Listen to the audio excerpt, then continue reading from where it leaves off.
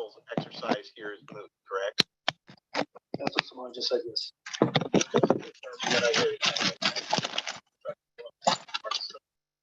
Thank you.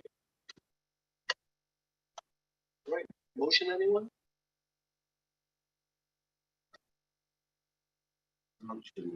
What? Okay. Where? Thank you, Amber. Do we have a second?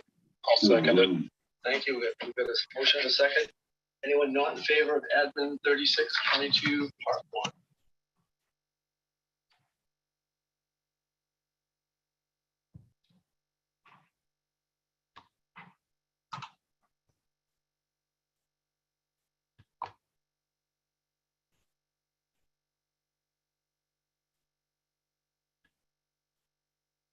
Hi, good morning, everybody. It's about 8:57 right now. We'll be getting started pretty much 9 o'clock, so stay tuned. Hey, Beth. Good morning. Good morning. Sounds good. Okay. Okay, good. Thanks. Thanks. I'm going to mute and turn off my camera for a while. Okay.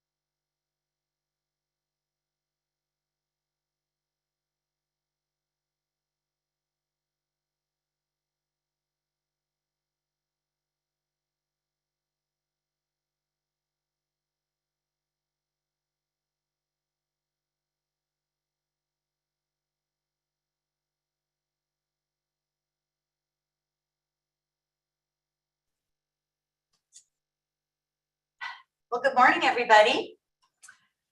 My name is Beth Maynard, and I am an associate construction analyst with the California Building Standards Commission, and I am here today to start our bird-friendly discussion. And first, we're going to have Laura Mills go over all the Zoom details. So, good morning, everybody. This meeting can be viewed on the CBSC YouTube channel, which is linked in the meeting agenda. Just a reminder that there is a 45-second or so delay between Zoom and YouTube. Closed captioning is on via Zoom's automated live transcription. If you can't see it, click on the CC live transcript button and it will automatically appear. It's also showing up on the YouTube.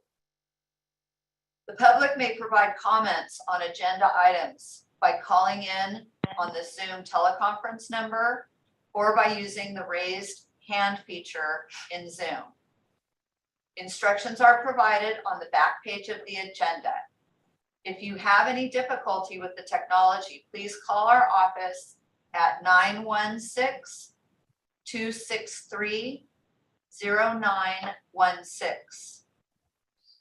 If you wish to make a comment on a specific agenda item, please listen for the chair to ask for comments from the public. Once comments have been received from the public in Zoom who have their hands raised, the chair will then take comments from the public on the Zoom phone. At that time, take yourself off mute, announce your name and who you are representing before making your comment. Everybody, please be sure to mute yourself when you're done commenting. The chair will continue through the call queue until there are no questions remaining. If possible, if you're on the phone, call from a landline using a telephone handset. This will enhance the ability to hear your comments clearly. Calling from a speakerphone or a cell phone reduces the quality of the audio and makes it much harder for your comments to be heard clearly. I will now turn the meeting back over to our chair, Beth Maynard. Oh, well, welcome everybody. I'm really excited about the turnout today. And I'll let you know the purpose of this meeting is, the purpose of the stakeholder workshop is to help gather information, present our draft express terms for voluntary regulations for non-residential bird-friendly design, and help provide answers to the many questions that were brought up during the 2019 CAC meeting. We just finished with the 2021 triennial code cycle for the 2022 California codes, which become available July of 2022. This proposal is for the intervening code cycle, which will be the blue supplement pages effective July 2024. So it was during the 2019 intervening code cycle, the bird-friendly design regulations were brought to the Green PME Ad Hoc Code Advisory Committee meeting. And that was March 4th, 2020. There were several questions brought up. At that time, BSC chose to withdraw the regulations and move forward in the 2022 intervening code cycle. These questions are available on our website for the pre-cycle labeled Bird-Friendly Workshop, Appendix 1. It is a list of questions brought up at the CAC meeting. So in preparation for this code cycle, CBSC has reached out to design professionals, State Fire Marshal, the California Energy Commission to help assist us with the research and answers to the variety of questions that were brought up during these workshops. And CBSC would like your input, knowledge of this topic,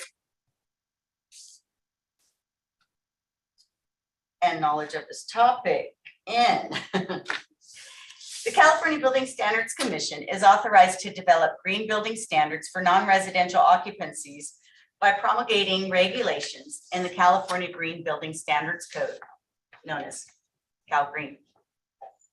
The goal of these regulations is to minimize negative impacts to our environment, promote sustainable building practices, and preserve environmental biodiversity. Additionally, state law and regulation authorize local jurisdictions to amend the California Building Standards Code, Title 24, based on geographical, climate, topographical, and environmental conditions and efforts to implement more restrictive standards which contribute to the goal of environmental preservation. And efforts to support declaration to protect 30% of habitat by 2030 for biodiversity, CBSC is doing our part to propose voluntary bird-friendly design standards for non-residential buildings. There are a growing number of communities adopting bird-friendly building practices over the past few years. I have also provided a document available online, which is a list of cities that have adopted bird-friendly design in California and across the states. Canada now also has a set of standards for bird-friendly design. CSA A460 is the name of theirs. So at this time, I'd like to go a little out of order from the agenda. I have two fabulous speakers available. I have one prior to 10 And I just want to do a check. Is Christine on?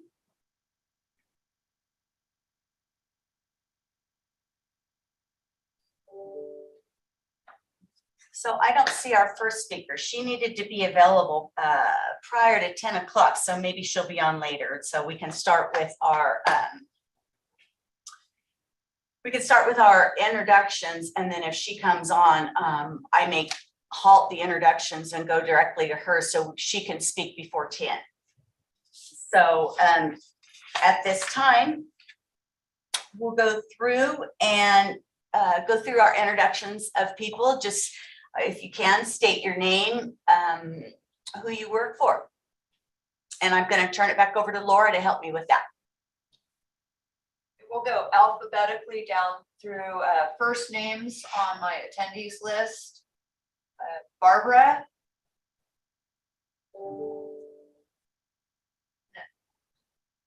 Okay, we'll skip Barbara, go to Brandon.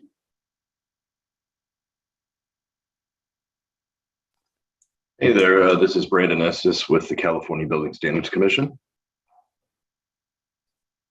Carol.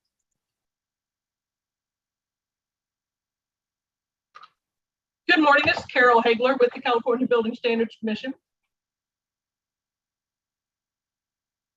Chris. Good morning, Chris Ochilla with the California Building Industry Association. Crystal.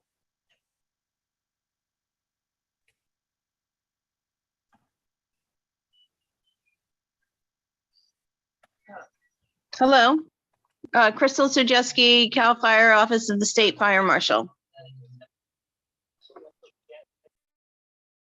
D. Harmon.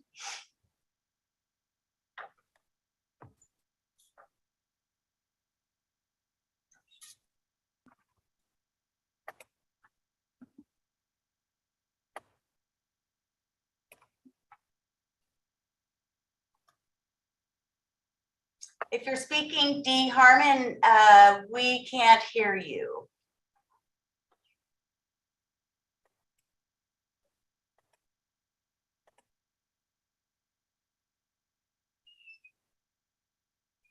All right, skipping to Ed.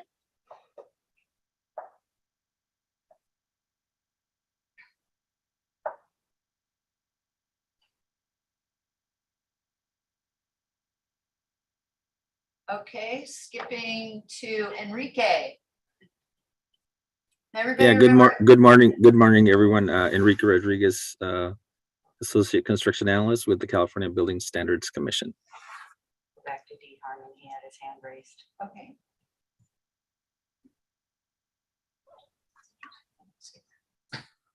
D, you had your hand, D. Harmon, you had your hand raised. Would you like to speak now?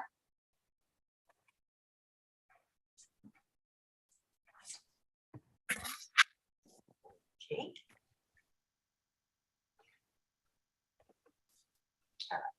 All right, moving on, Glenn. Looks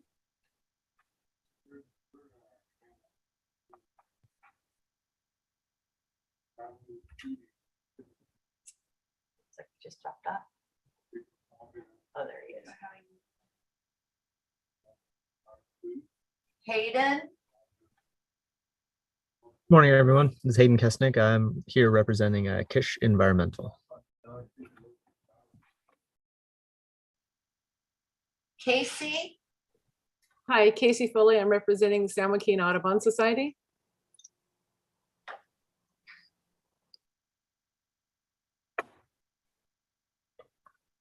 Katrina.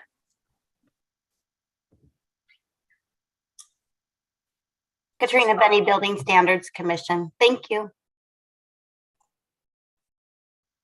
Kevin. Morning, everyone. Kevin Day, Staff Services Manager, California Building Standards Commission. Madeline.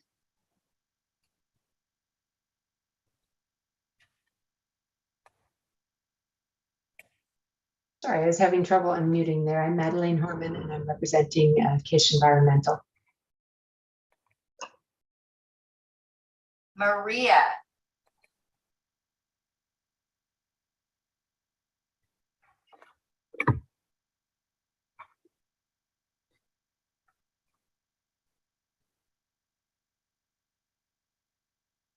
skip to Mariah.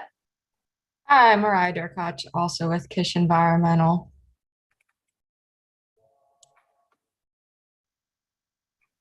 Mia. Good morning, Mia Marvelli with the Building Standards Commission. Michael.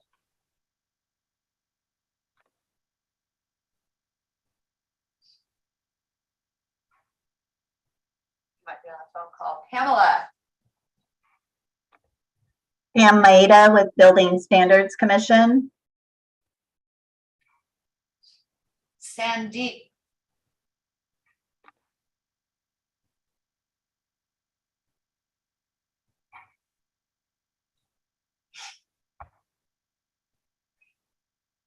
And we have a telephone number, 916-587-3366.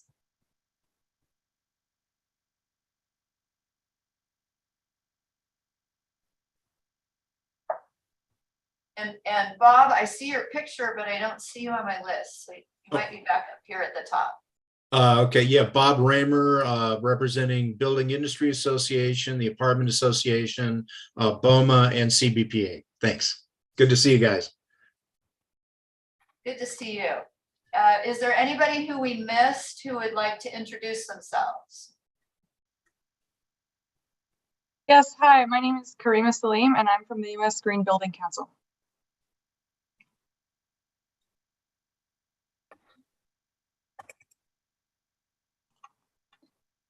Hi, I'm sorry, I was on mute. Can you hear me okay? Yeah, we heard you. We heard you. And we heard Okay, you. sorry. Is there anybody else? All right. Well, thank you all for being here. I appreciate your attendance here, and I have neither one of my speakers here at this moment. So what we're going to do is we're just going to get moving forward and move on. Okay. So rulemaking timeline. And I'm supposed to have it right available to present. So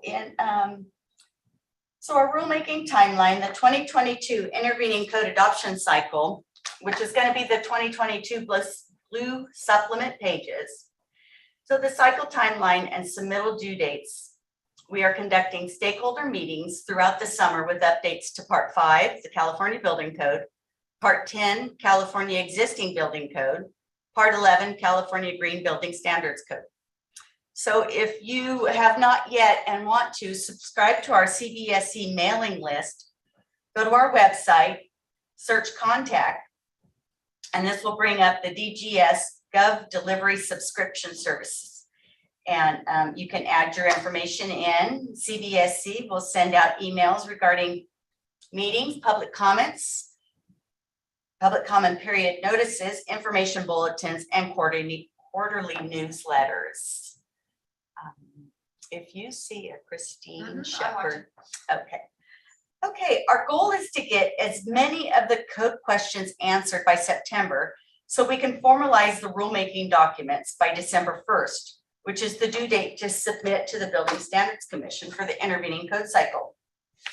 So you can find a copy of the express terms and other documents labeled Appendix 1 and 2 on our website under the Rulemaking tab, pre-cycle webpage, 2022 pre-cycle, california.gov, 2022 pre-cycle. Well, why do I have that twice? Pardon me. So we're going to just keep moving forward. And when our speakers are here, we'll stop what we're doing and go back to them. So what I have now is I'm going to share my screen.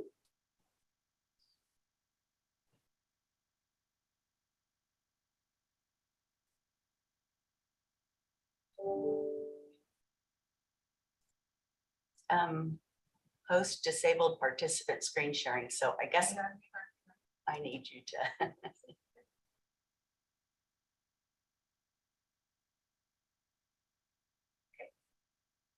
Thank you.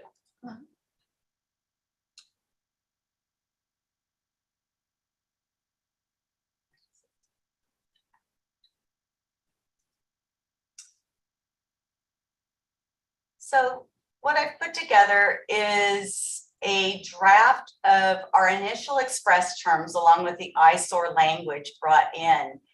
And I don't know if any of you have had an opportunity or a chance to review these or not.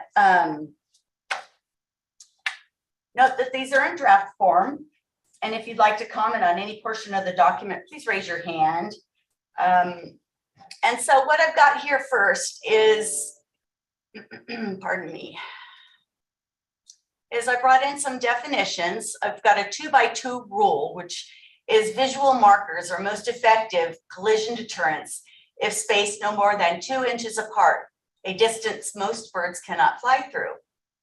And then I have others like adhesive markers, film, glass acid etched, glass fritted, glass surface, mature tree canopy, ultraviolet UV, and visual marker.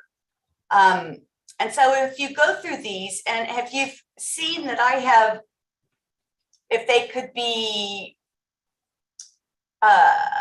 if it needs more information or better explained, I would love any kind of feedback on these. Do I have any comments on this right now? Bob has his hand raised. Bob, go ahead. Yeah, first off, this is good. In general, I like that it's being proposed for the appendix as opposed to the body of the code. Regarding the definitions, the two things that kind of popped out at me was the Surface 1 reference in both film and glass surface. I think what you're talking about, since just about everything is at least dual painting in California, and in some case, high efficiency triple pane, you're probably talking about the inner pane of glass being Surface 1. And if that's the case, you may want to make a note of that someplace or whatever, just to, help with confusion or whatever. But, that's just the one thing that kind of popped out at me. But, as you go through the body of the reg proposal, these are very important definitions. So thank you, Beth. Oh, thank you, Bob. Do I have any other hands raised at this time? No? Okay. And is there a way that we can tell if people on the phone want to? You would just ask. Is there anybody on the phone that would like to make a comment? Okay, we'll go on. Now getting into the body of our residential and non-residential voluntary measures, which, like Bob said, are going into the appendix section of CALGreen. We have a scope here that newly constructed buildings or the alteration of an existing building, which includes the replacement of all exterior glazing, shall be subject to the building design elements and features considered bird-friendly and shall comply with sections A51071 through A51073. And then we go into the glazing portion of it, that not more than 10% of building facades to a height of 40 feet from grade to a height of an adjacent mature tree canopy, whichever is greater, pardon me, whichever is greater, and no more than 40% of the building facade. Above that shall be clear glazing with reflective coating or acrylic glass, unless it is, and then we go down to glazing with visual markers. We did check with the Energy Commission on this, and the response I got was there was no conflict with them at all, and it didn't seem to impact the windows. So what I've got here is glazing with visual markers that meets the energy requirements of the current California Energy Code and shall include but not limited to the following: etched or fritted glass with patterns of elements on the exterior having minimum dimensions of a 1/4 inch diameter for dots or 8 inch for width for stripes in a density of 2 inches, maximum horizontal and vertical. The 2x2 rule, which I have described in the definitions as being visual markers most effective, spaced not more than 2 inches apart, which I think is fairly new. It was, prior to this, I think it was a 2x4 rule, but I think they've changed that and they're working on that. And Bob, I see your hand is raised. Yeah, Bob Raymer with CBIA and BOMA. As was discussed in the Green Building Code Advisory Committee for the past two times that this proposal came before them, there were two issues, two major issues to get right to the point. And that was energy efficiency and fire safety, namely in the WUI areas of the state.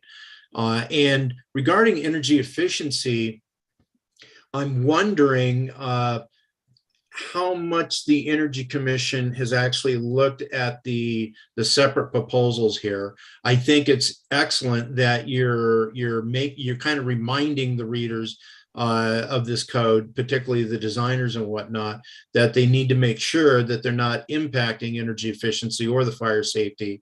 That's critical.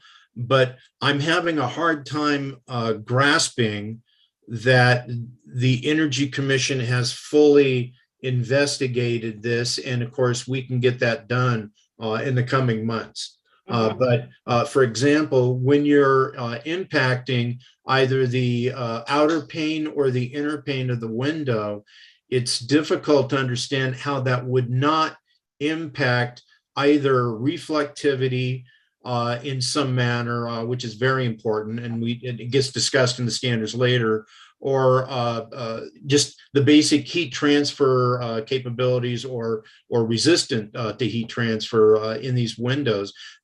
You've got to get your NFRC rating label and all that kind of stuff. And so it would be really nice and very helpful to a lot of local jurisdictions if this gets into the appendix to have NFRC basically look at a variety of these and actually test them in Hotbox, which is what they have to do with all these systems. And that would give a high level of comfort that the fritted glass or any other adhesions to that inner pane doesn't negatively impact reflectivity, transmissivity, that kind of stuff. So, that's something that we could work on over the next, 3 to 4 months to make sure it's not impacted. That was just one of the big questions. Of course, the other big question we get to is the state is in the process of expanding the WUI fire zones. We currently have the WUI standards applying in the very high and in some cases the high fire severity zones. But HCD and the fire marshal are going to be looking at expanding these areas to the moderate fire zones. And my best guess is we're probably going to see the WUI areas covering at least 1/3, possibly as much as 1/2 of the state of California. And unlike the fritted glass and some of the other things that you do to the glass directly, some of the exterior modifications that were being proposed the last time around, the netting, the mullions and other things, it just seems intuitive to me that those can catch burning embers just like eaves and other things can. And it's going to be important to note that, if you're in a WUI zone, you need to take special care to maybe look at complying with this using the fritted glass approach or other things, and not necessarily some of these exterior features. And so this morning I've reached out to the fire marshal, but I've been on another Zoom call and I haven't seen their response. But I think those exterior applications of bird strike prevention may present a WUI problem. The fritted glass and that kind of stuff won't. So that's just one thing that we need to look into in the next couple of months. Thank you.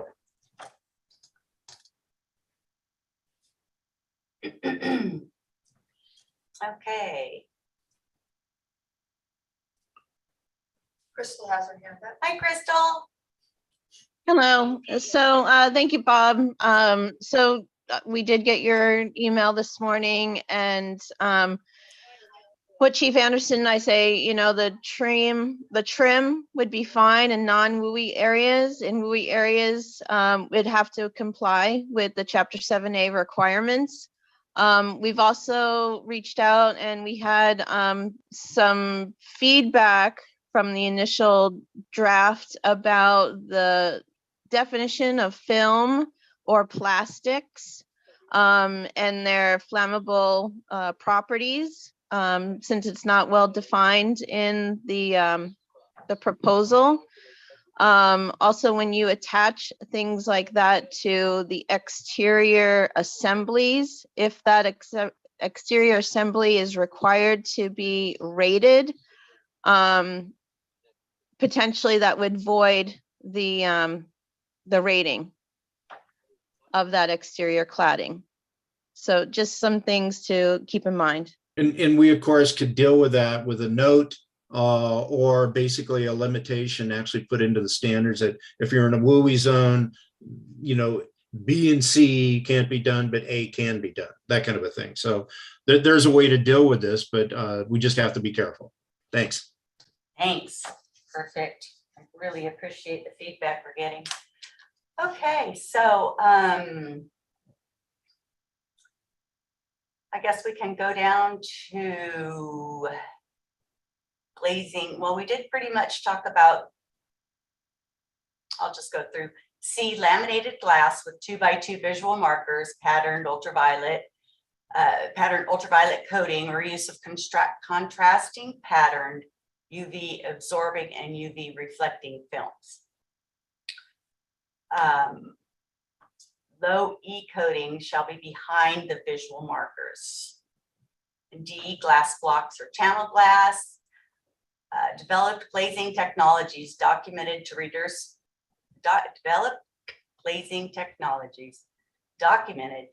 bird strikes significantly as tested by an independent third party and approved by the authority having jurisdiction.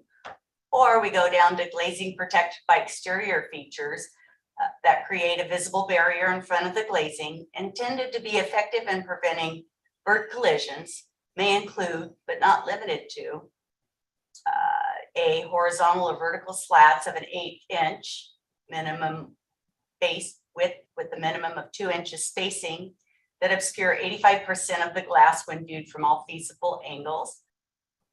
Grille screens or 8-inch diameter welded wire mesh with openings no more than 2 inches maximum, horizontally and vertically installed parallel to and no more than 3¼ feet from the first surface of glass surface one. And I agree with you, Bob, about the identifying the area of the glass. Netting with 1 inch maximum openings installed at least 6 inches away from the first surface of the glass, or sunshades and louvers 9 inches deep vertically spaced, a maximum of 9 inches, or 6 inches deep horizontally, a maximum of 6 inches spaced and parallel or angled to the glass surface. I know we talked a little bit about this, but does anybody else on the call have any comments as far as everything under our glazing and A51071?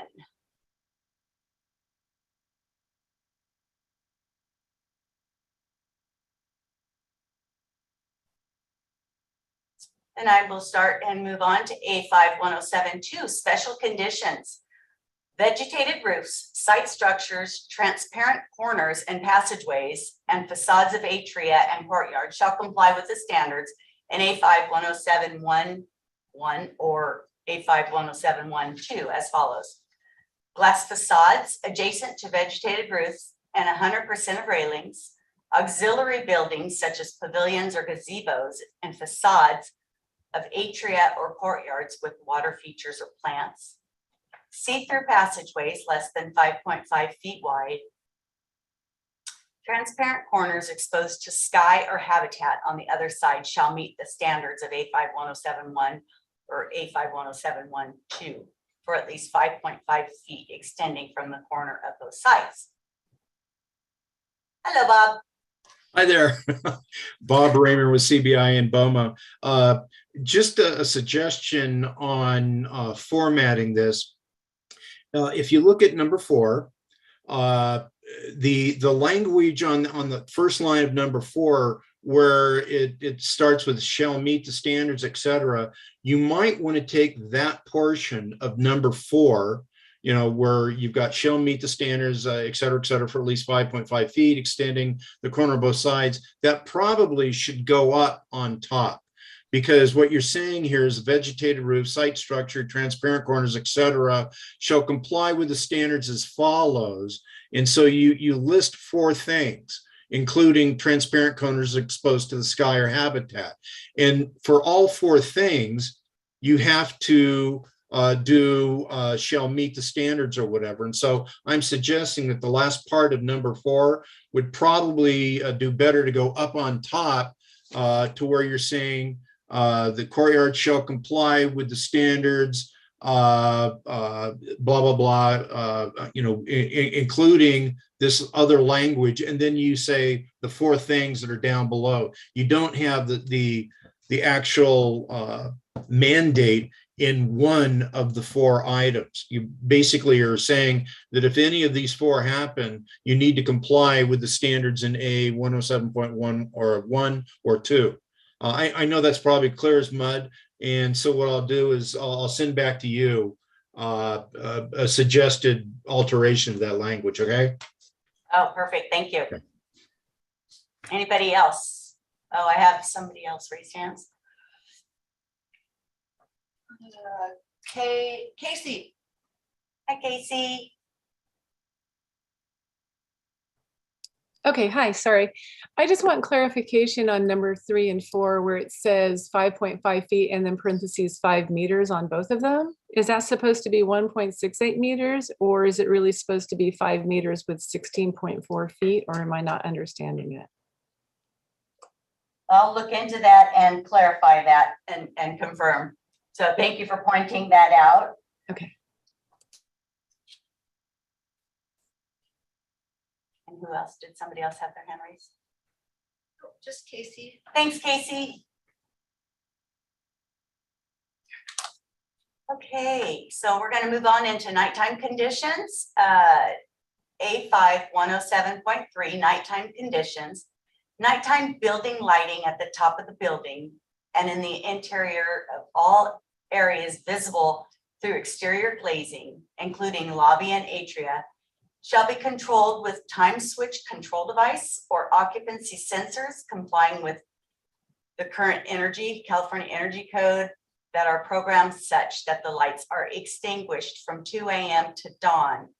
Emergency lighting and lighting required for nighttime security is the exception. Any comments or questions or information on this?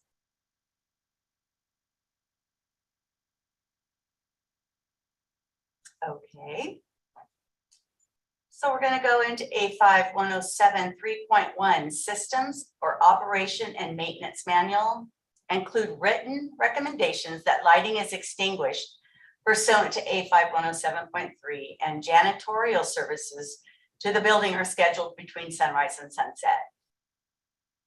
Any questions on that section or comments?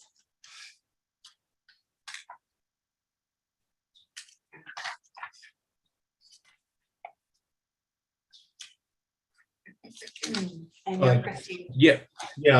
This is Bob Raymer again. I'm glad that this time around we're seeing an exception for emergency lighting and lighting required for nighttime security. The last time around the Code Advisory Committee, that was a huge concern. So good to see that got addressed. Thanks. Thanks, Bob. Anybody else have comments? Okay. So what I'd like to do now is, and like Bob said, we had a Code Advisory Committee meeting in March of 2020. There was a lot of questions that were brought up. And these are shown as Appendix A1 on the website. And I don't know if we can go, what I want to do is go through the questions. just make you aware of them. And then maybe we can answer some at this time, or maybe what you can do is go through the document and help us, get back to us within the next 3 weeks or so. I put a date of, I think it was the end of June, that if we could get some comments back to us by, I think it was June 21st. Losing track of all my, everything's so out of order right now. So, no, Christine Shepard. You want to mute?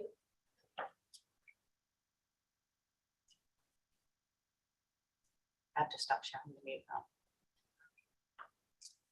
Well, we can talk about it. Are we gonna take a break now? Well, just or mute for a second.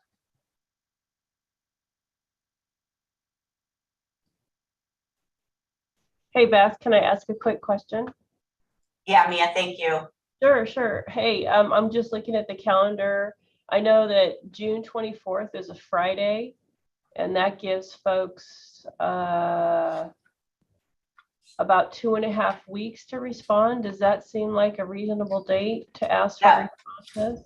That would be wonderful. I had it listed somewhere, but I have lost my place in my, yes, that would be wonderful. June 24th. June 24th, so let's say June 24th, comments back for the good of the group. Any comments in regards to the express terms and or any of the questions we would welcome. And are you looking for comments back on the initial statement of reasons as well? Yeah, I'm looking for, I'm open to having comments on everything. Thank you. Because I know you put quite a bit of information after the express terms. There's a lot of good rationale, reasons, and then of course, the next step is we look into the cost of compliance too. So any comments on that is helpful for the development of our rulemaking. And then is the idea that, Bob pointed out a couple of things we can dive into a little further at the next workshop, is to whatever comments we receive, we can look into before the next workshop. Is that the idea too? Yes, thank you. Yeah, and our next workshop, we anticipate August 2020. Yeah, August, sometime in August. So we haven't set a date for that exactly yet. So And if you want, when we go to break, I could email both Christine and Dan and perhaps see if they're going to get on what time they're going to get online. Do you want me to try to do that? But I don't know if I don't know if I have their emails or not. Dan is, I think what we'll do is take a little break after I talk to Bob. We'll take a little break and I will try to get a hold of Christine and Dan. Dan is not supposed to be available until after 10:30, and then Christine was before 10. So it's a little early for Dan. Gotcha. Yeah. Okay. All right. Thank you. I'll mute myself now. Hey, Bob. Hi, Bob Raymer, CBI. Some of you may be kind of wondering if you've been following this issue for the last decade. We're taking a more pragmatic approach to this. I have to say, in general, given some of the previous proposals, this one has really started off by addressing a lot of the concerns that have been brought up in the past three efforts. I think this is the fourth time that this has come before BSC. I see that it's focused solely on non-residential of certain height, that by having it in the appendix instead of the body of the code, it basically allows local jurisdictions to consider certain things, including the energy efficiency, but most importantly, the WUI standards. If a jurisdiction isn't in the WUI area, they're not going to have to deal with that. If they are, they do. But in the local adoption, that can be dealt with. So there's a whole lot about this proposal that addresses a ton of the comments that have been brought up in previous years. We're very appreciative of that. We are going to offer some tweaks to language, like I indicated earlier. But I have to say, this is a much different proposal than what we've seen in years past. And I think this time around, it may see a happy ending. We'll see. Thank you, Bob. So I think we're going to go ahead and take a quick break. For the person on the phone, I may have muted you and you may not be able to unmute. So I'm going to ask you to unmute. And if you could just let us know who you are. You may be unintentionally silenced. I apologize. The 916-587. Yeah, was that Jane Taylor retired from the Building Standards Commission. That's my phone number. Oh, that's Jane. There she's talking now. Hi, Jane. Hi. What I want to do is I'd like to recognize Jane. Jane is a former CBSC senior architect. She is a passionate advocate for birds and has dedicated several years to the bird-friendly design option for CALGreen. Jane, thank you so much for all you have done and all you have contributed to helping bring this forward and move it ahead. So I don't know if you'd like to say anything or not, but I really appreciate you being here. Not really. I've been listening all along and appreciate all the comments that have made. And I think I'm appreciative of Mr. Raymer's comments too, saying that this is improved and perhaps could get to the finish line. I certainly hope so.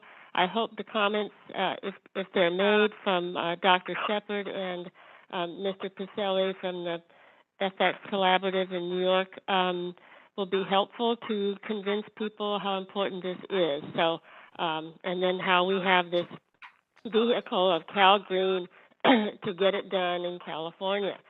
So anyway, I'm just going to put myself back on mute and speaker and let you guys take your break. Thank you, Jane. Okay, so we're going to go ahead and take a quick 10-minute break. And then when we get back on, we'll go over the questions that were brought up and try to get maybe some answers or just, anyhow, see you in 10. What time do you want us back on? I want you back on. It's 9. We'll say 9:45 right now. And so how about 9:55? Perfect. Thank you.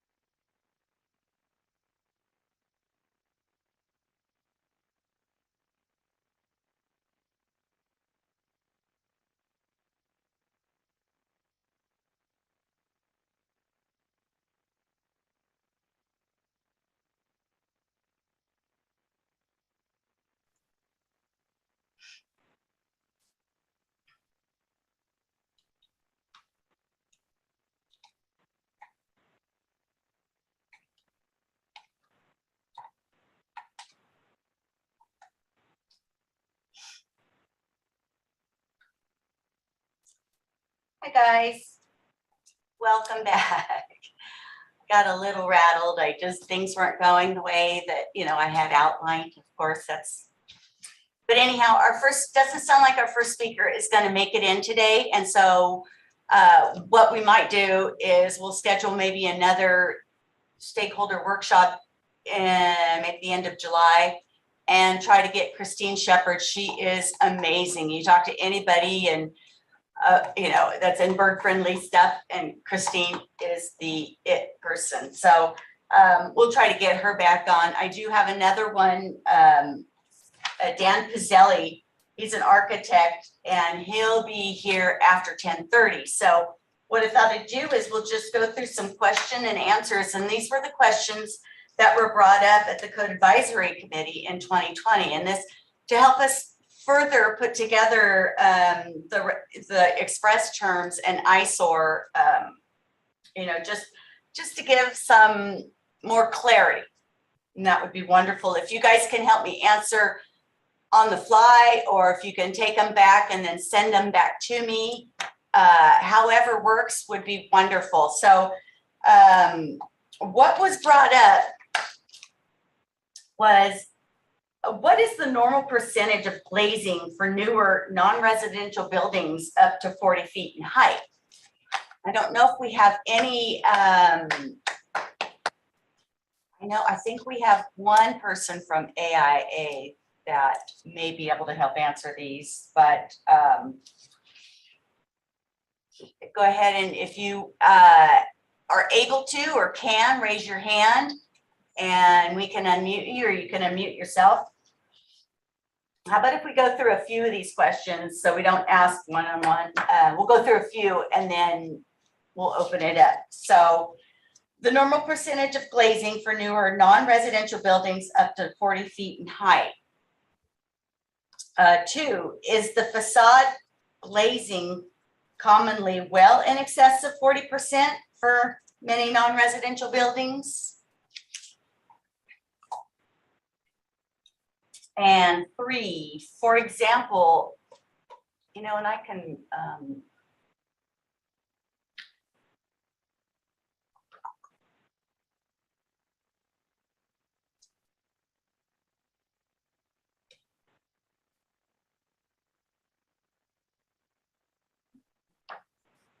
so number 3, for example, a visual inspection of the new high-rise office buildings in San Francisco show glazed facades that greatly exceed 40% in a jurisdiction that has adopted a bird-friendly ordinance.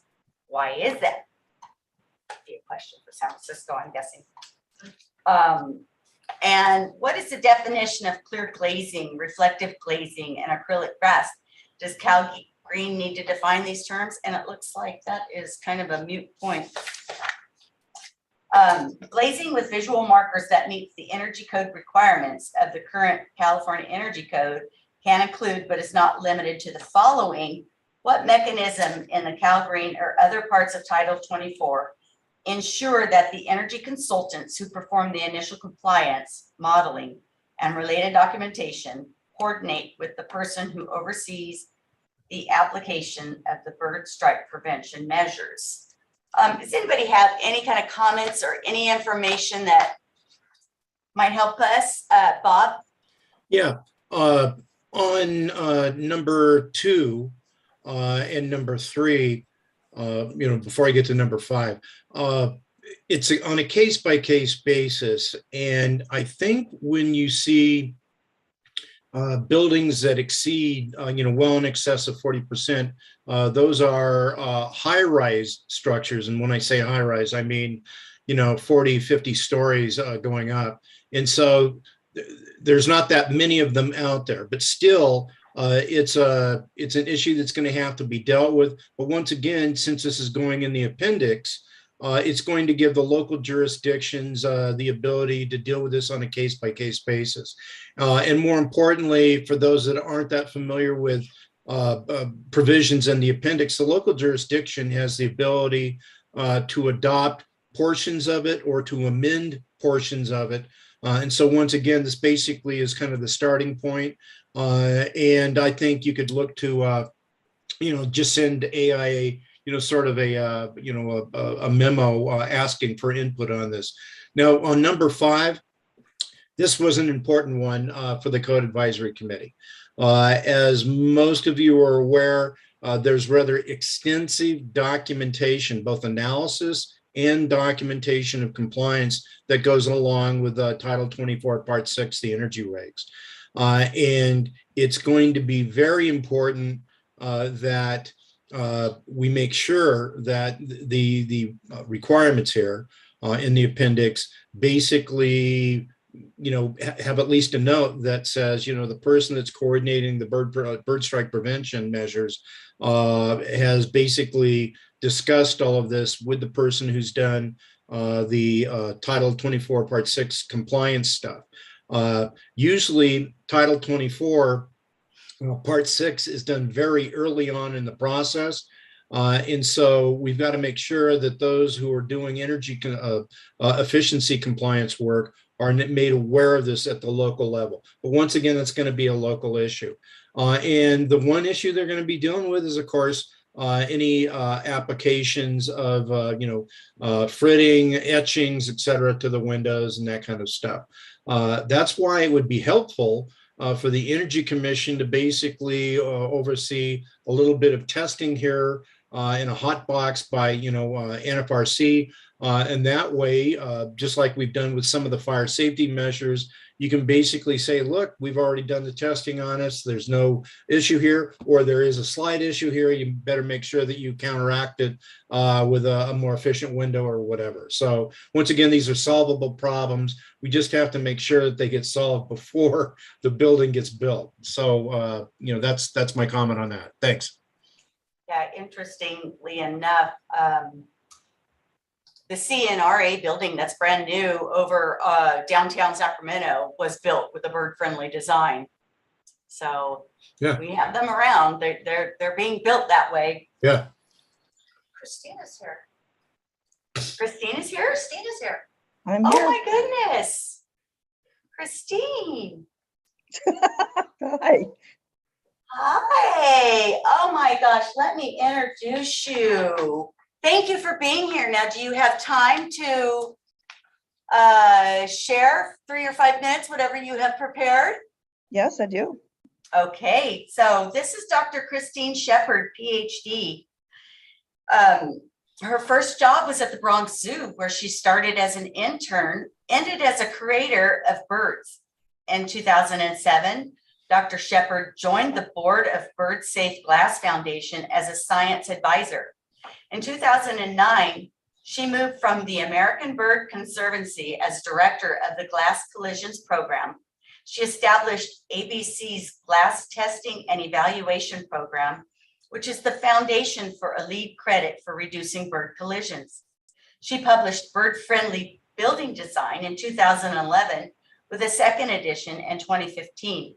She has created AIA lead continuing education classes on bird-friendly design, maintains a comprehensive annotated bibliography of literature relevant to bird collisions. She helped create San Francisco standards for bird-safe buildings in 2011 and has consulted on bird-friendly legislation with more than 25 jurisdictions from the federal level to towns across the United States. She has recently completed ABC's position paper on birds and light pollution. Thank you, Dr. Shepard, for taking time out of your busy schedule to be here with us today. Well, thank you for inviting me. I'm really delighted to be here. And thank you for allowing me to testify. For humans, protecting birds is really self-serving. Birds provide billions of dollars to us in services that we generally don't notice, especially to agriculture. They pollinate plants, they eat insects that can ruin crops and destroy forests. They bring seeds so that habitat can regrow after fires and other disasters. So they do a lot of things that we don't notice. We don't see birds, doing this, even though that's how they spend their lives. People have also been designing bird-friendly buildings as long as they've been building structures. It's only recently that the expanded use of glass has begun to threaten the existence of birds, with hundreds of millions of fatal collisions every year. In September 2019, scientists reported that we have lost 29%, almost a third of all the birds in North America since 1970. That's the breeding populations that have declined. And collisions with glass topped the list of reasons why. Unlike humans, birds never learn the cues that we use to tell us where to expect glass. They don't understand glass as a concept. This is something that we learn as small children. People generally think that they can see glass, but they can't. People run into glass walls and doors all the time and are injured. But we understand the concept, which birds do not. So birds take what they see literally. They take reflections of habitat as something they could fly through. They try to fly through glass to something they see on the other side. Collisions particularly happen during spring and fall migration. Songbirds like thrushes, warblers, sparrows move between their winter breeding grounds and their wintering grounds and their summer breeding grounds. And most of them fly at night because it's safer. They don't have to deal with predators. Winds are usually calmer, and so forth. But these night flying birds have to stop periodically to refuel, and they have to refuel during the day. Many of them land in the built environment of cities, towns, and suburbs. And as they fly around looking for food, that's when they fly into windows. Particularly, they're attracted to vegetation and they're attracted to the reflections of vegetation. The Smithsonian has estimated that as many as 1 billion birds are killed by glass every year in the US alone. We tend not to see these birds, although you'll probably start seeing them more as you become more aware of the problem. But scavengers prize bird carcasses because of their fat and their protein. And in some cases, we've discovered that scavengers will actually stake out a particularly deadly window, or to their mind, probably particularly good ones. The extensive use of glass was originally considered green because it reduced the need for artificial lighting. But technological advances in LED lighting means that the heat gain from these big windows and the resultant need for additional air conditioning now far outweigh the benefits of these giant walls of glass. This doesn't mean that we have to give up glass to be bird friendly. But if future building is dominated by extensive glass facades, we're setting society up for increasing energy costs and greenhouse gas emissions for decades. As I said, we don't have to promote glassless buildings. It's possible to retain the advantages of glass to provide good, clear views out while significantly reducing the risk of collisions to birds. Bird-friendly design should really not be considered an extra or an add-on. It should be part of the design from the very beginning. And when that is done, it doesn't have to increase the cost of the design. Bird-friendly strategies use the same strategies and materials that are used to control heat and glare. Almost any style of architecture can be safe for birds using techniques that people have been using for decades. There's nothing new about bird-friendly materials. They're the same old materials. You're just picking the ones that are bird-friendly as opposed to the ones that are not. New York City recently passed legislation requiring bird-friendly design for all new structures. This is everything from a single-family home in Staten Island to a skyscraper in Manhattan. It also covers major retrofits, and hundreds of projects are already underway without problems. San Francisco's requirement went into effect over 10 years ago, and the thing that I have found striking is the number of communities around the Bay that have looked at San Francisco and realized they didn't have to hire extra people for enforcement. They didn't have to build ugly buildings. that in fact, bird-friendly design has been working well. And they've passed legislation of their own. Sometimes they've actually passed legislation that is more stringent. So San Francisco has been a great example for the state of California, but I think it makes sense to come up with a way so that every community is not doing something different. So that for that, we need standards. But California is leading the way in the US and also globally. I think we owe it to ourselves as well as to birds to add bird-friendly design strategies to California's Green Code. And thank you for listening. I'd be happy to answer any questions.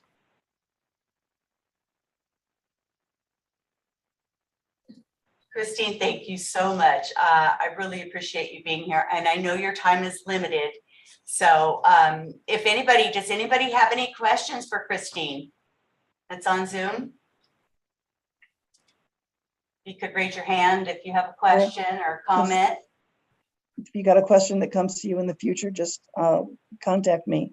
Beth's got my email.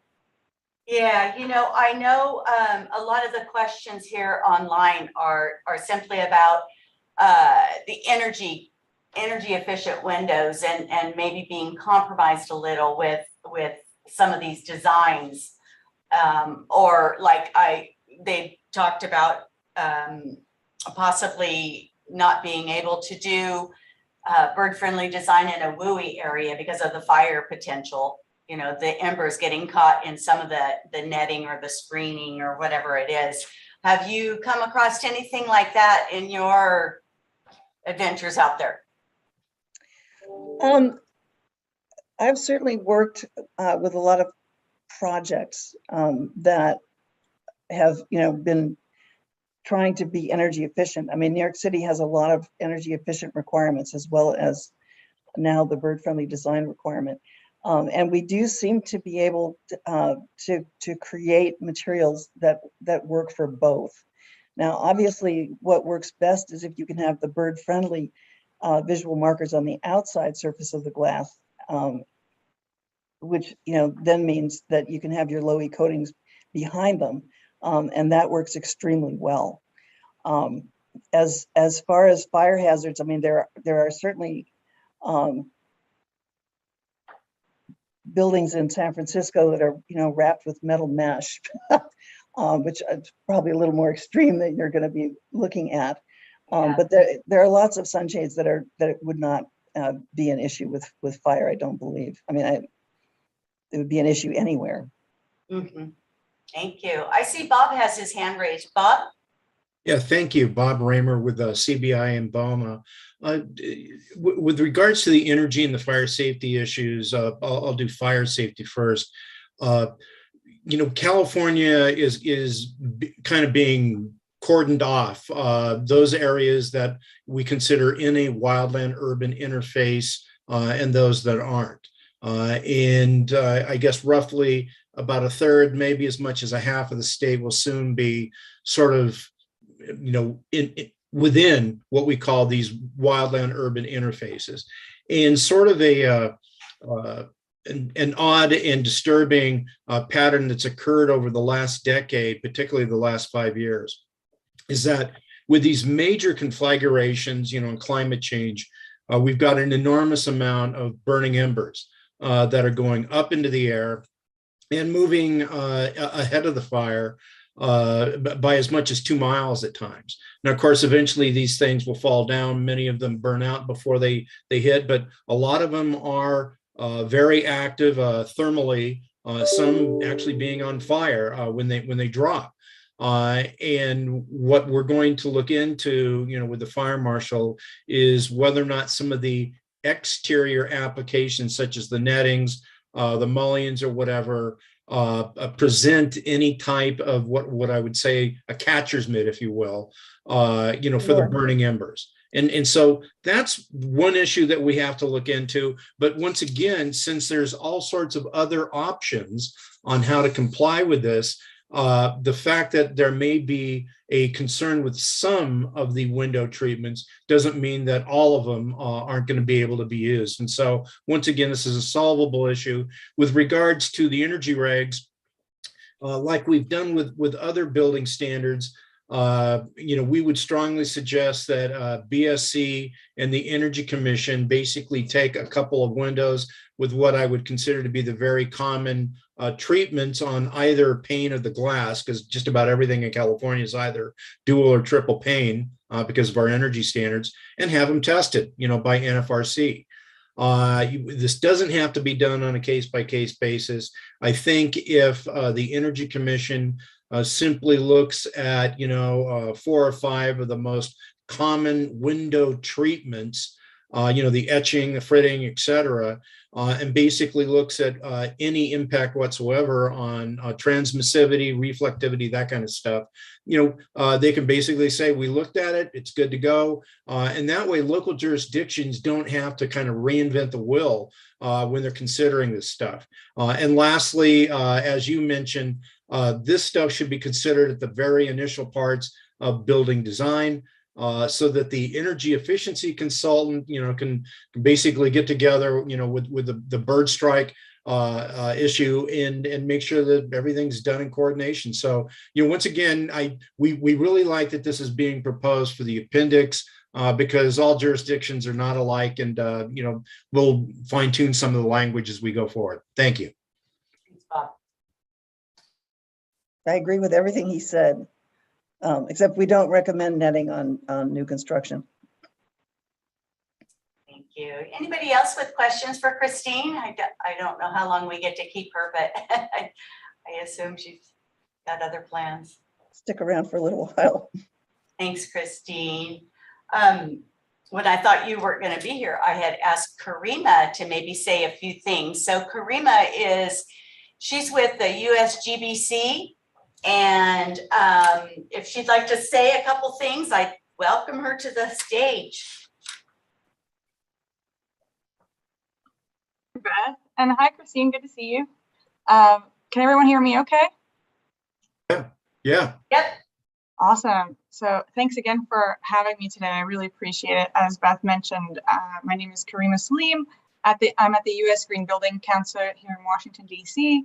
At the USGBC, I serve on the lead technical development team. I'm a lead specialist. I'm a subject matter expert in the areas of resilience, social equity, and sustainable sites. Under the category of sustainable sites, we have the pilot credit, bird collision deterrence. So that's under my purview, under my responsibility and my role. I also manage the working groups and committees that work on these credits. So I manage the Sustainable Sites Technical Advisory Group that manages this pilot credit. So I just wanted to share a couple things with everyone today. I published an article in April of 2020 titled Lead Projects Save Energy by Saving Birds. So I just wanted to touch on some facts about energy and bird-friendly design. So the New York City Council in 2020 passed a law mandating that bird-friendly design standards, making New York the largest city in the US to do so. And that was an exciting point in history for bird lovers. As Christine mentioned, scientists found that nearly a 30% decline in bird populations in North America since 1970. So contributing causes including bird collisions.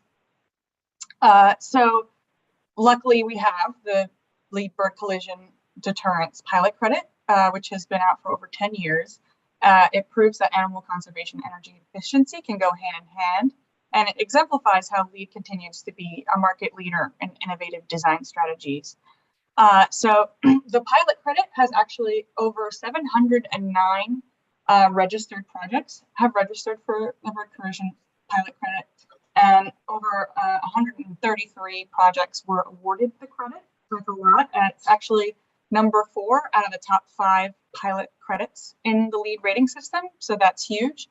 For those who are not familiar, the pilot credit library is a venue for innovative ideas and innovative requirements within LEED. So that's the difference between a pilot credit and a credit in the rating system is also that you have to register for that credit, but doesn't mean you actually take it up. That's why there's different registration and awarded numbers. And then you fill out a survey. So we collect feedback survey to that we review every year with the committees to see how we can improve the credit. And we actually just went through that process to align this credit with the GSA standard that was recently released. So we're excited to release some new bird language that kind of aligns with the language you all were sharing today, like the 2x2 rule, for example. We still have it as a 2x4 rule, so we're updating that. In any case, it's one of the most popular pilot credits in the LEED rating system, and birds contribute to, as Christine was saying, balanced ecosystems, making it a clear indicator of a healthy environment. So some of the strategies that are required within LEED include bird-friendly facades, reducing unnecessary lighting, and monitoring the progress for 3 years. So these strategies are cost-effective, they're energy efficient, and they also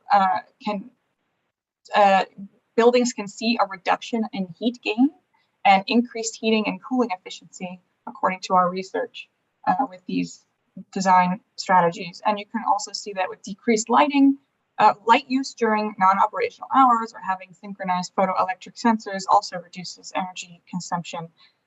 We have a number of projects that are already embracing this approach. One project, the Chicago Botanic Garden in Chicago, Illinois. It was a project that, so in 2019, the Cornell Lab of Ornithology published a study ranking cities with the highest bird collision fatalities, and it found that Chicago actually tops the list.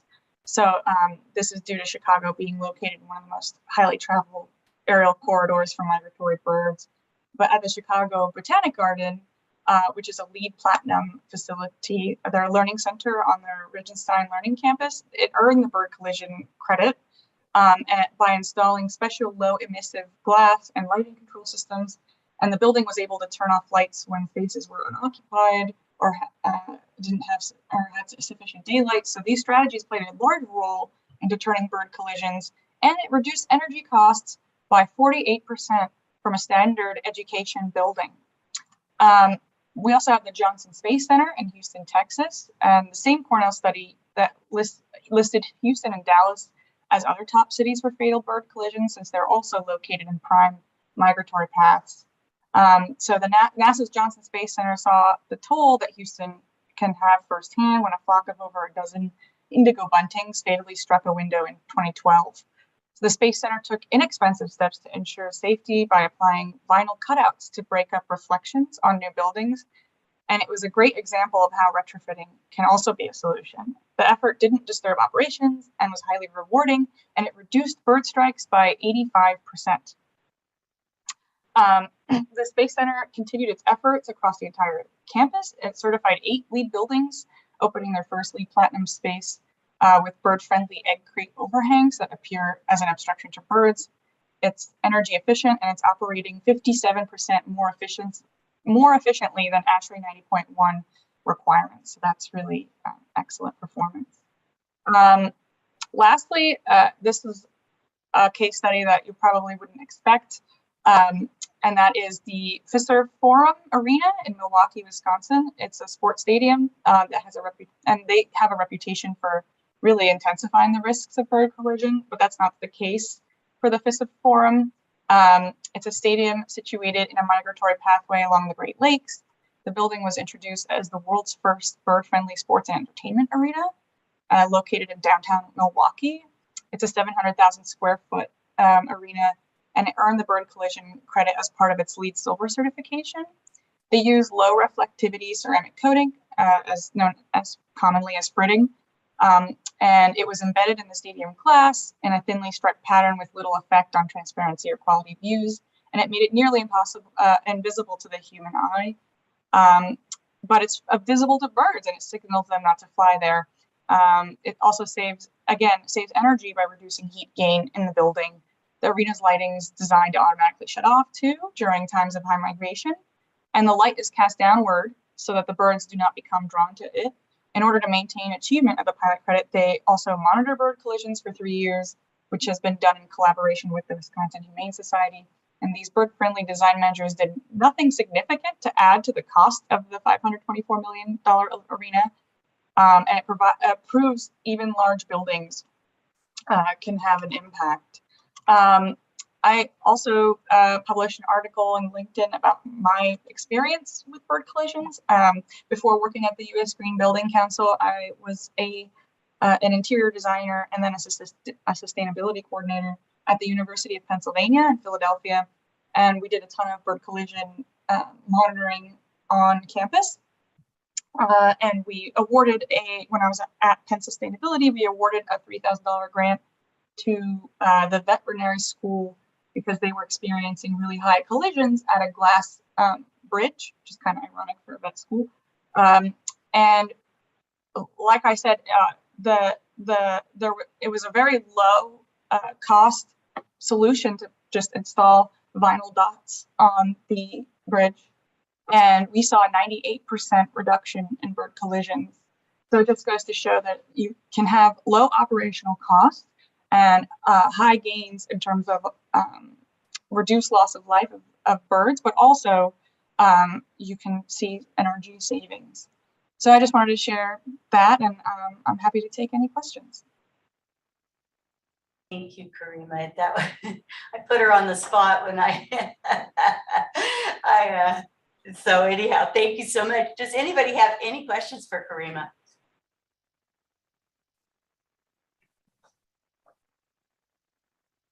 That was amazing. You're a wealth of information. My speakers, I love them. Okay. I don't see any hands raised at this time. So I guess with any questions. I can, Beth has my email. Sorry. Yep, absolutely. If anybody has any questions for her, I can forward them on. You can send me in my email. So thank you.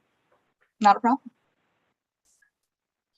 Okay, we'll go through some more questions, and then I have another speaker, Dan Pizzelli. As soon as he logs on, we'll get to him. So going forward, I'm on question 6. Let's share.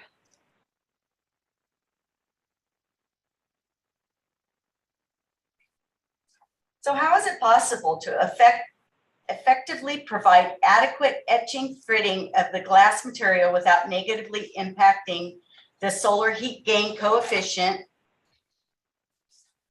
and insulation U value of the glass? It seems intuitive that architectural disruption of the glazing surface would negatively impact the reflectivity value of the glazing, thus negatively impacting SHGC, correct? Have the window manufacturers tested their products via NFRC testing standards required by CEC to ensure that these bird strike prevention modifications do not diminish the energy efficiency capabilities claimed in the permanent label required on each window? Interior, exterior glazing films with 2x2 markers. And then 7, is there a need for more detail regarding what does and does not qualify as meeting the 2x2 rule? Once again, this is a type of discussion accompanied by illustrations and photographs where a guidance document is much better suited to this issue. Laminated glass with 2x2 visual markers pattern UV coating or use of contrasting pattern UV absorbing and UV reflecting films. Note, low E coating shall be behind the visual markers, glass blocker channel glass. And number 8, will the glazing product line offered by the typical window manufacturer lend itself easily to the modifications described above? And 9, once again, how will these various modifications impact the NFRC testing and rating label required by CEC? Is it safe to assume these modifications are made to the glazing prior to testing and certification? So if anybody has any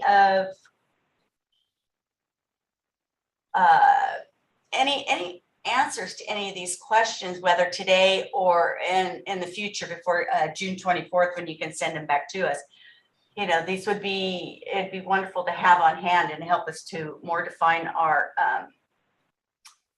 regulations. I see Mia's hand is up. There. Thanks.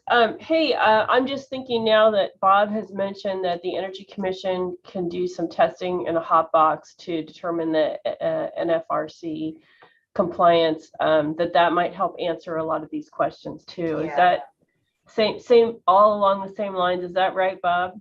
Yeah, that is absolutely correct. Okay. And yeah, I'm thinking that, you know, the solar heat gain coefficient and the other important indicators for the glass, it's going to be very dependent on where the application is made, if it's on the first pane or the second pane, and especially if it's on the exterior of that outside pane of glass. And so these are all things that the Energy Commission can have tested. And once again, just having it done once, make sure that it's not, and that way the locals can just say, look, the Energy Commission tested us, it's good to go. You know, so it looks like there's probably going to be some easy answers. And if there is an impact, I'm thinking particularly with inner pane applications, it's going to be close to negligible. But it's when you're doing stuff to the exterior side of that outside pane that I'm most concerned of. So quite frankly, you might want to just limit testing to that and make it short and sweet. Thanks. Okay. Thanks, Bob. And you know, one of the things we were attempting to do as we did some research, and I don't know if Beth, you brought this up, is getting in contact with glazing manufacturers that do this type of work. And so what we're kind of struggling with is we haven't really received some responses back. So if anybody on the line is familiar with who we could get in contact with, because we're also looking at, you know, what's the cost difference here of this type of glazing with this fritting versus just regular glazing that doesn't contain bird strike emblems or whatever. So I'm just kind of wondering if anybody on the line can connect us with a large glazing manufacturer. We've just been struggling to get a hold of somebody. Well, I'm thinking since you now got a good volume of local jurisdictions in California that are kind of dealing with this, that reaching out to some of the building officials, they can put you in touch with manufacturers because they're going to know right off the top of their head, you know, who's kind of doing this stuff. But, you know, AMA and to others would be a good place to start. But once again, they can provide you with some great cost data. Just, you know, start with those jurisdictions that are doing it. Got it. Yeah, this is Karima. I also highly recommend getting in touch with Christine because she knows all the glass manufacturers that promote bird-friendly materials because they manage a database. I'm not sure if everyone on here is familiar, but ABC has an extensive online database of materials that you can check out. And yeah, she should have contacts for you. That's right. I remember on our call that you had provided us some links that we probably haven't researched fully because our talk was just so recent. But that's right. I know there's a lot of resources out there. So we'll look through those too before our next meeting. But yeah, she has like also the contacts that she talks to these glass manufacturers daily. So I'm sure she should point you in the right direction. Okay, thank you. Yeah, thank you so much. Okay. Glazing protected by exterior features that create visible barrier in front of the glazing, intended to be effective in preventing bird collisions that may include, but not be limited to, horizontal or vertical slats of 1/8 inch, minimum face width with the minimum of 2-inch spacing that obscure 85% of glass when viewed from all feasible angles. Grille screens, 1/8 inch welded wire mesh with openings no more than 2-inch maximum, horizontally and vertically installed parallel to no more than 3 1/4 foot from the first surface of glass.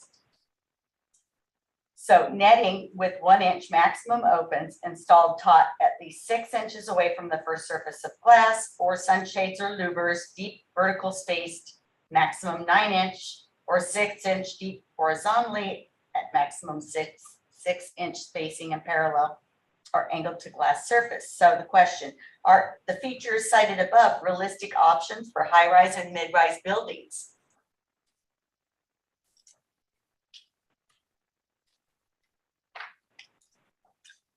And how do these features impact window washing and other regular occurring maintenance? How do these features impact fire safety considerations, especially in wild urban interface areas? For example, could the netting option serve as unintended catcher's mitt for burning embers and other unwanted debris? And we heard that earlier from Bob. See-through passageways less than 5.5 foot wide. Understanding that architectural features just mentioned could indeed present serious issues for birds. The see-through nature of these design features is what makes them so popular.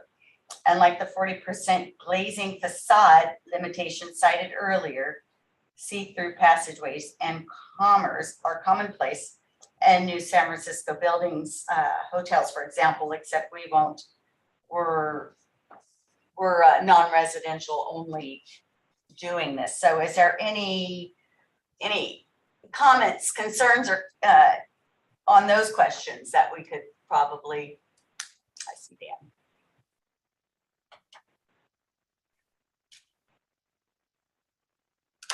So I'm going to take a break from the questions and I'm going to introduce Dan Caselli. He's an architect. He's a senior architect director of sustainability for FX Collaborative. He's registered architect in New York, LEED accredited by U.S. Green Building Council, certified passive house designer by the Passive House Institute. Within Dan's extensive portfolio of educational, cultural, and residential projects, he is the orchestrator of the design and construction process, coordinating the components as an innovative and rigorous approach that solves problems and builds great buildings. As the director of sustainability, he leads the visioning and implementation of environmentally responsible design strategies on all the firm's wide-ranging projects from local to global and across multiple scales and building typologies. In addition to project work, he manages in-house sustainability work group that researches and disseminates information on advancements in sustainable design and spearheads sustainability training and education for staff and clients. Thank you so much for being here, Dan. I'm looking forward to hearing what you have. Sure thing.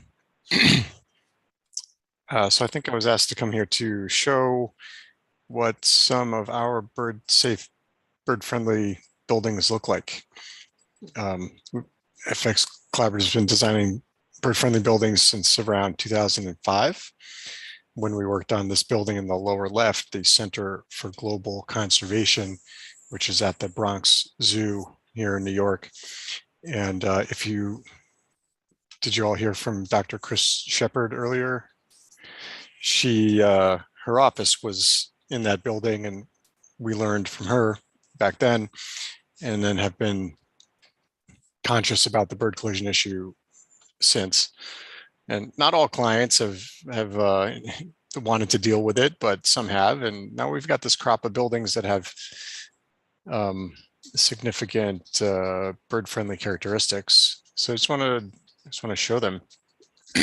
And if anybody has any questions, feel free to ask and stop me. So this is the Center for Global Conservation. It's in a kind of natural setting here in a quiet corner of the zoo. And at the time, the ornithological experts, they had some ideas about what would be successful as bird collision mitigation strategies. So we used a lot of them, and some of them worked and some of them didn't work. There's another view of the building. There's, natural setting on all sides. And one of the strategies that did not work, that was thought to work at the time, was overhangs or awnings. So we have a number of overhangs of different sizes and depths, And in each of these cases, you can see on our, we have this this chart on the top represents one migration season and monitoring of collisions. There were lots of collisions where there were these overhangs, so that clearly did not work. Another area was this sun screen, the sun shading device on the south facade of the building. These are about a foot, no, maybe like 9 inches deep. And as built, these wood slats are about something like 15 or 16 inches apart, which unfortunately, as a matter of value engineering, they're supposed to be twice as many, so much denser, but this is what we ended up with. And you can see again from the top diagram, there were many collisions through them. And I think from this other image, you can kind of tell a bird in flight looking directly at that would see right past those fins and see the glass. So lesson learned that tighter spacing is necessary to mitigate bird collisions. We used this UV patterned material. This is just in one area, just in a conference room, because it was kind of expensive for them. It was experimental. So we were only to get it in one conference room. And this is the predecessor of Ornolux. This is like the earlier version of Arnold glasses, Ornolux. They don't make this particular version anymore. They make a different version. But this version was here on this conference room, and you can kind of see it a little bit in the interior photo there.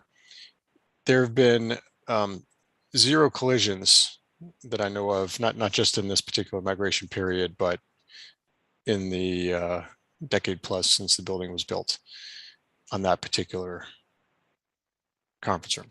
So very successful. And then there were areas where after we built the building and went away, the Chris and her team did some retrofitting. So this set of doors leading out to a terrace was an area where there were collisions. And through retrofitting, and you can see these lines, I think there are gray lines, maybe about 1/8 of an inch thick, 1/2 inch or 3/4 of an inch apart, something like that. And that had a big impact on mitigating collisions happening there. So retrofitting can work. And this, she said it was a sheet vinyl product that was applied on the glass. And so the next project we worked on was this Javits Center in New York City, which it's a huge building. It's like a few acres. It's acres of space. Its glass was deteriorating badly. It was very dark, reflective glass. So it was it was killing a lot of birds. The New York City Audubon was monitoring it, and in this particular migration season, it was something like 75 birds collided with it. So it was the worst building in the city in terms of that issue. And we renovated the building, put a huge green roof on it, so added habitat. And in fact, today there are birds nesting and beehives and all kinds of urban flora and fauna going on the roof. But simultaneously, we also improved the bird collision situation. First through just getting rid of some of the glass that wasn't necessary, but also where we did put glass back, we put in a lower reflecting type that has frit. Here's another view of the green roof. There's birds that are really nesting there. And this is essentially the material that was put in, the glass with the frit. It's a gray frit, and it's this kind of material, frit, it can either be put on the number 1 surface of glass, which is like, facing the outside, or it can be put on the inside surface of the glass, or if there's multiple pieces of glass, it could be farther and farther back. This was put on the kind of second surface, so not facing the exterior, but on the outside piece of glass. And it's a relatively tight pattern. And at the scale of this building, it's virtually imperceivable, even though it's a relatively tight pattern. I mean, this is a huge building. The glass is very far away from you. Those dots just kind of go away. Here's another view from the inside. Where the doors are just super clear low iron glass. The glass that's above where the kind of diagonal structure is, that has the frit on it. You can tell it's a slightly gauzy effect, but nobody complains. It's a very light filled space. That's very nice. And that had the effect of reducing bird collisions on the order of 90% or more, 90, 95%.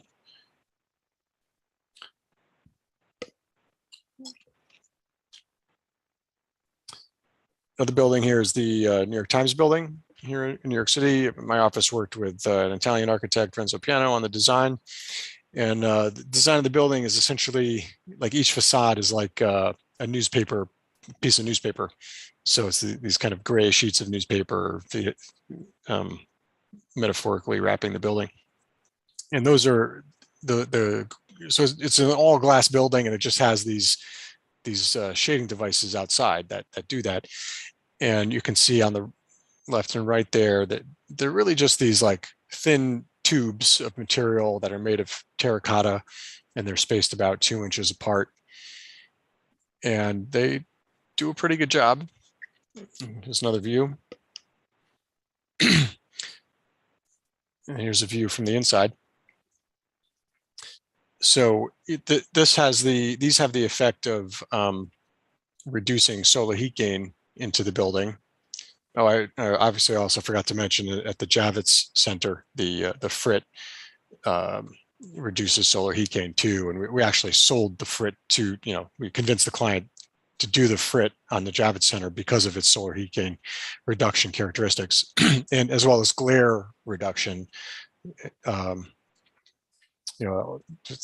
Huge glassy space with many people in it, that there was a concern about internal glare as well.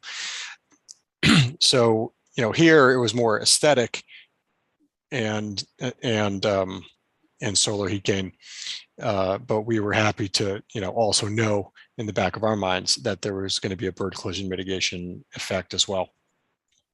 And my understanding from New York City Audubon is that this is not one of the buildings that they find a lot of birds around. Here's another building. This is for Columbia University here in the city.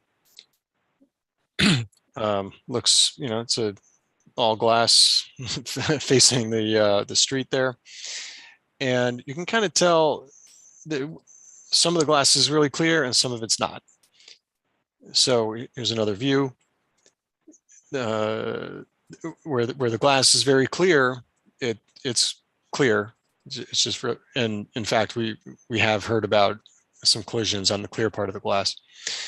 But that upper part where you see those lines, that is also a frit, which is a little bit translucent.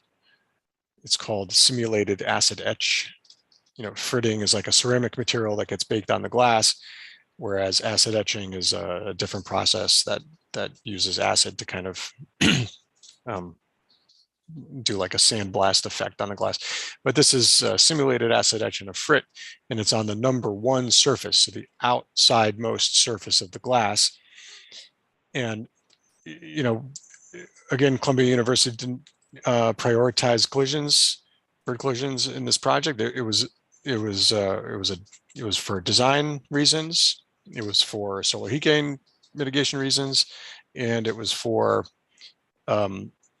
a different kind of glare reduction. Here, instead of internal glare reduction, it was reducing glare into the neighboring, the surrounding neighborhoods. There's some residential apartment buildings next around here, and they didn't want a slick glass. They wanted a glass building, but not a slick one. So this was a way to kind of tone down the slickness of the glass. And it also provides some privacy. So this is a corner breakout room for faculty or students to hang out in and study or have small classes. And you can see those residential buildings across the street, and that provides some level of privacy to both in and out.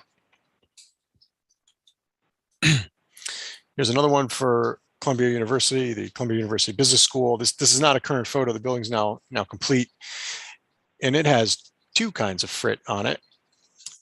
Everything that's above the ground floor. So again, the ground floor is clear glass, but above the ground floor, the white zones are the white frit that you see on the top, and the darker zones that kind of meander through those white blocks are a black ceramic frit. And those are the white frit I know is on the external surface of the glass. I'm not exactly sure if the black frit is as well, but while this building is a super glassy building, it has these different kinds of frit on the vast majority of the glass. And again, this was also done for design reasons primarily, and with known benefits of solar heat gain reduction, glare reduction, privacy. The white zones are actually faculty offices, whereas the darker glass zones are more like public space where students are. So there was a very explicit kind of privacy intention there. And as far as I know, we have not heard about any bird collisions on the building yet. Here's another view, some construction photos looking out through the dark frit on the left and the lighter colored frit on the right. So still preserving views, preserving light, natural light, and well-designed building. Here's another one, Statue of Liberty Museum. Here we actually pursued and achieved the lead credit having to do with bird collision mitigation. And all the glass you see is, well, with the exception of the revolving doors, all the glass besides the revolving doors is bird friendly. You wouldn't know it because we designed this custom pattern which blends in with the landscape. So this is a custom pattern that's essentially vertical lines that are spaced about 1 3/4 inches apart, and the lines are made of dots to make them a little bit softer and easier to see around. And we came up with this vertical line pattern because everything was vertical. The skyline was vertical, the mullions and the lines between the pieces of glass were vertical.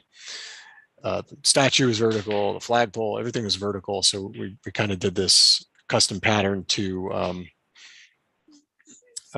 help de-emphasize the frit pattern and make it just kind of blend in with the surroundings. And it's another one where you're unlike an apartment building where you might be sitting next to in a couch, or looking out your glass from 3 feet away. It's another project where you're probably looking out the glass from some distance back, but it seems to work. So now, after having worked on all those projects, we have this arsenal of tools, and we've been able to show people these well-designed buildings that are filled with natural light and have great views and look good, and are also bird friendly. And in fact, this presentation is part of, I gave testimony in New York City around the bird-friendly building law that we have. And these were some of the examples that we showed to city government to let them know what was possible. So yeah, so now our challenge is now residential buildings where, you know, these are all institutional buildings. So in residential buildings, it is, you know, another level of scrutiny with, you know, folks in their apartments or houses. You know, what kind of frit patterning or UV materials are affordable and acceptable in a residential scenario.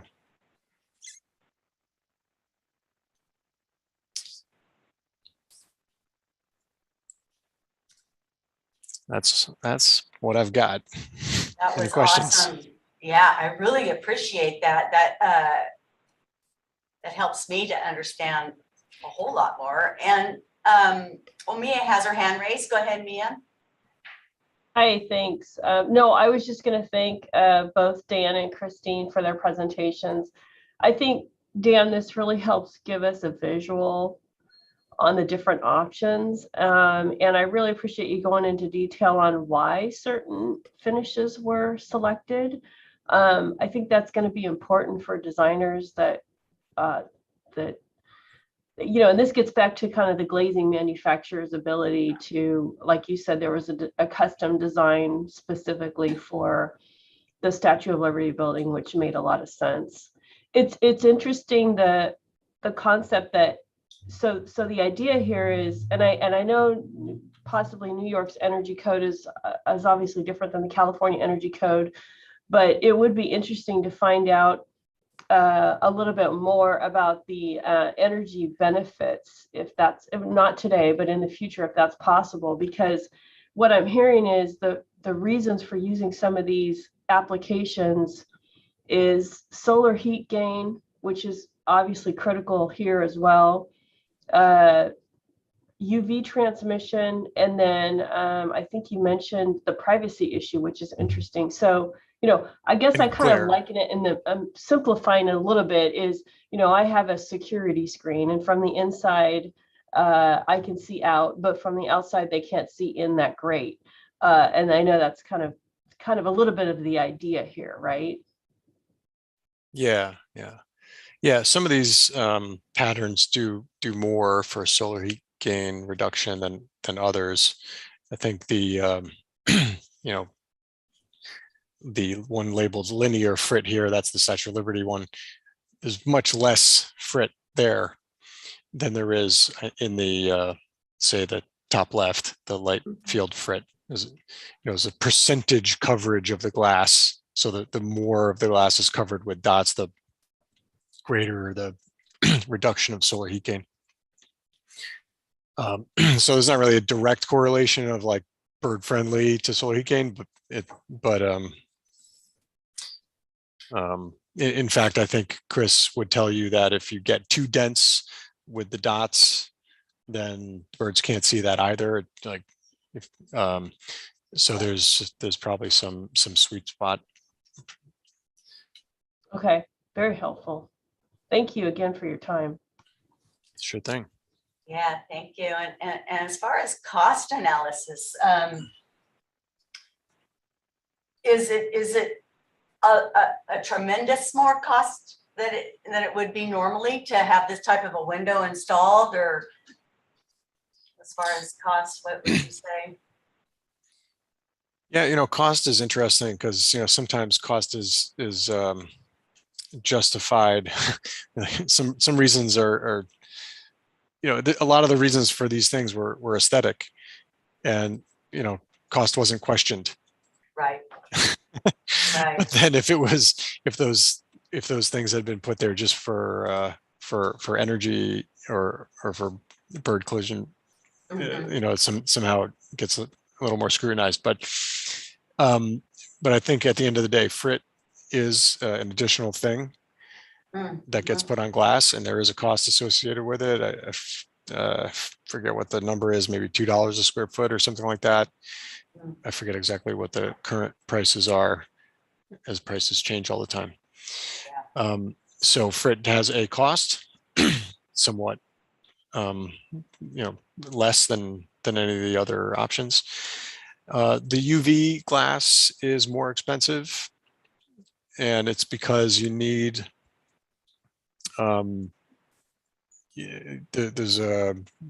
you end up needing more glass. Like you need a laminated interlayer, which is a UV absorptive layer, and then you need you need like a third piece of glass. So that's one thing, and then the UV material itself is a little more expensive. So we've been, since New York City law now includes bird friendly, we've been finding that clients are willing to pay for this UV stuff, which is relatively more transparent, in retail areas or ground floors, lobbies, and they have been electing to do, lower cost premiums solutions like FRIT for, everything else. Thank you. Is there anybody online that has any questions for Dan? Can you see? I can't.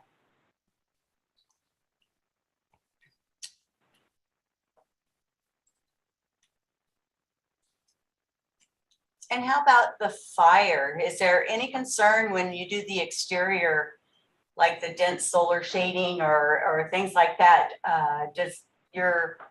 We have a state fire marshal here. Does your New York State Fire Marshal have concerns, or did you go through them when you were developing your regulations?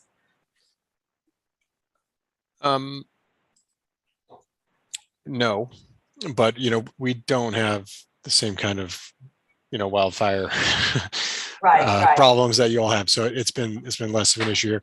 And I think also, since most of the solutions are kind of within the glass itself, that hasn't been as much of a concern. Obviously the Center for Global Conservation, with its wood external, shading device, it's wood, right? So it could burn. But I'm not sure about the New York Times building and those terracotta fins, if that would have any issue with flying, burning debris or not. I'm just not very familiar with that issue. Thank you so much for taking time out of your busy schedule to be with us, and you have an awesome presentation. Thanks so much. Yeah.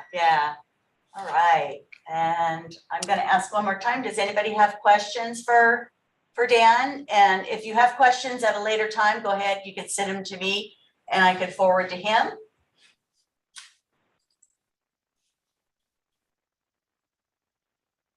All right. Okay, well, I'm just going to finish out the day. We probably get out of here a little bit early, but I'm just going to finish out the questions that I have. So as far as nighttime conditions, nighttime building lighting at the top of a building, interiors of all floors, lobby, and atria shall be controlled as follows. Lighting is extinguished from 2 a.m. to dawn. Time switch control devices or occupancy sensors are installed complying with the current California Energy Code that can be programmed, turned off during those hours. Emergency lighting and lighting required for nighttime security. How can these be enforced by a building official? So should a systems or operation maintenance manual to include this information, similar to what's in the CALGreen 5410.2 commissioning, or 5410.2.5 documentation and training system manual? I have to see below. Oh, I can go back to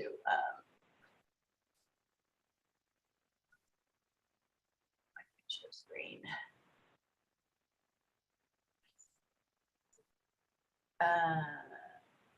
Just making sure at a time. So he's not sharing, so I can't. Oh, there we go. Okay, and I am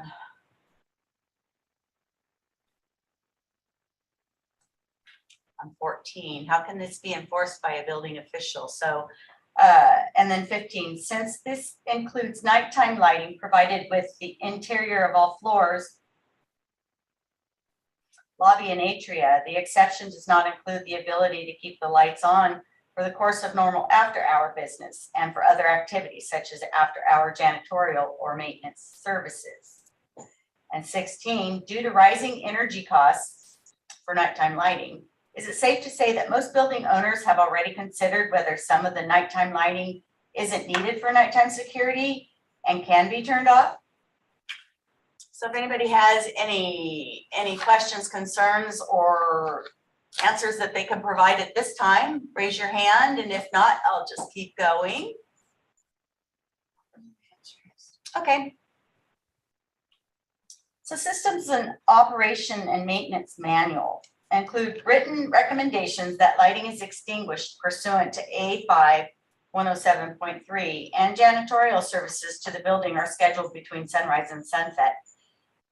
Is the proponent suggesting that janitorial service be given building, sent to a given building to be scheduled for completion during daylight hours? If so, is this reasonable? How would something like this be enforced? Do you think we should have areas where bird-friendly design riparian project means any development or activity that is located within 300 feet of a riparian corridor's top of bank or vegetated edge, whichever is greater? Are these areas designated in local jurisdictions, general plans, zoning, or other documentation? You'll want to scroll your questions down. Okay, anybody have any questions, comments, concerns in that?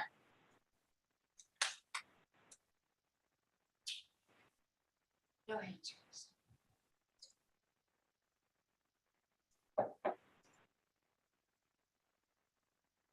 Gallery, I guess. Okay.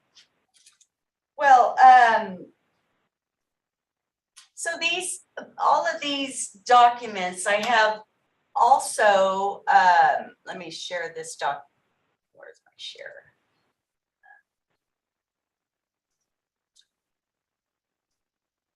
Along with the express terms that I went through and the questions that I went through, we have a list of bird safe buildings legislation, ordinance, and guidelines.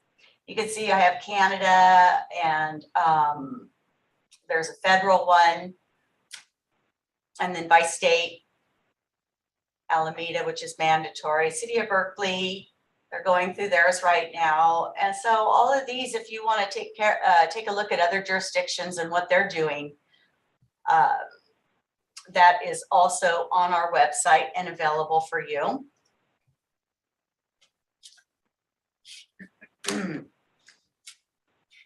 Does anybody have anything related items not on the agenda today?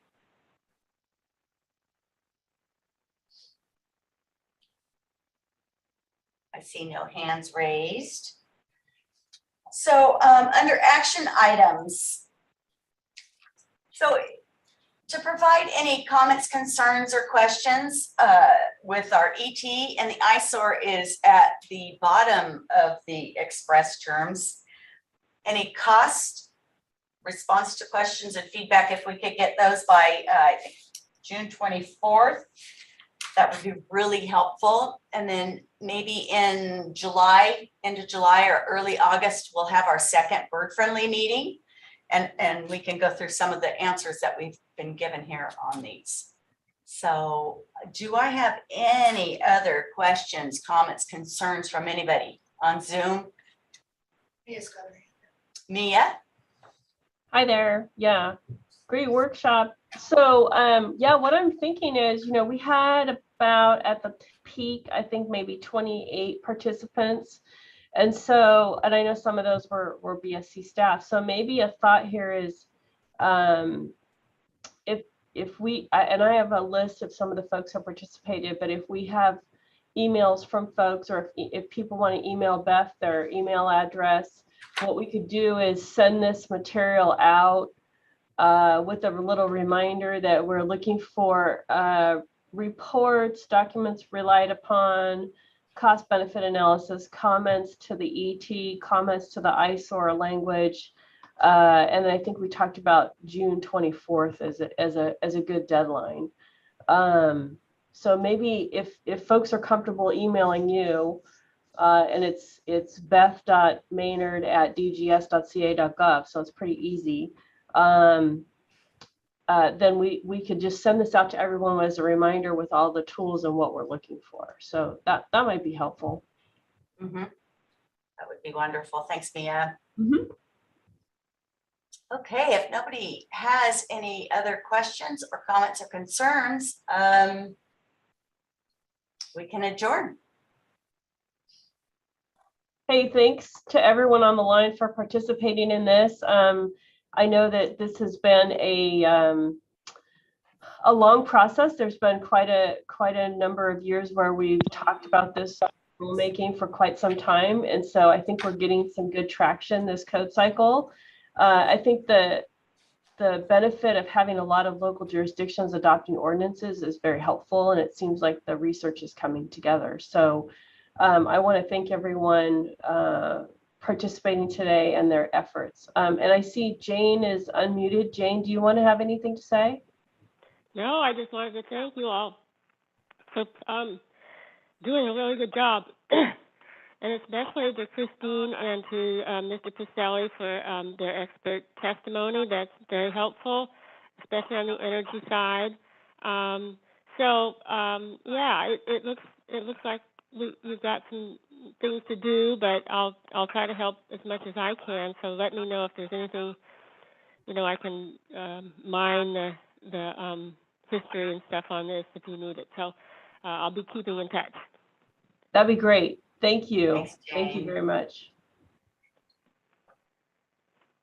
Okay, and again, like Mia said, thank you all for being here and being a part of this process. And if there's, my email is beth.maynard, MAYNARD @dgs.ca.gov. I'm happy to answer any other questions that you have or forward any emails that you might have for one of our speakers that was on. And again, thank you. And I look forward to seeing you all again in July or August. Great job, Beth. Thank you so much. Thank you. Should I leave? Okay. Yes. Okay.